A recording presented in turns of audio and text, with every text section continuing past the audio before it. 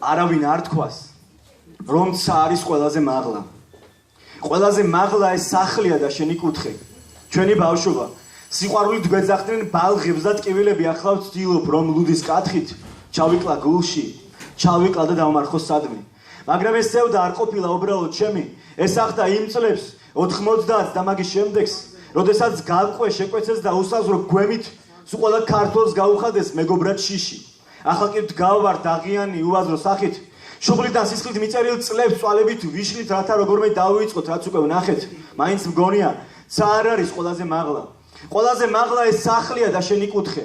ჩვენი ბავშვობა, ხელში ყველა ჩამყდარი ძაღლი და ჩემი სახლი ტრასიდა რომ ხელმარცხნი უხვევ, მაგრამ ესევდაც არ ყოფილა უბრალოდ ჩემი. ეს ახდა იმ წლებს 90 და მაგის შემდეგს, პურის რიში რომ შეგვემატნენ დები და ძმები და ვკარგეთ სახე, იმედები და დღემდე ვეძებთ.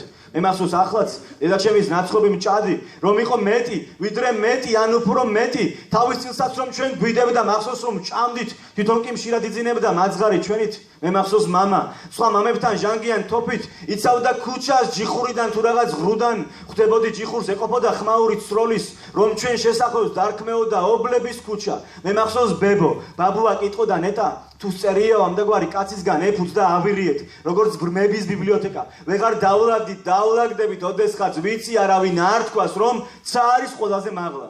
ყველაზე მაღლა ეს სახლია და შენი კუთხე. ჩვენი ბავშვობა, ყველაფერზე კარგია მაინც. ვამბობდა, წასაც მიყოლილი ხელმარცხნი უხვევ.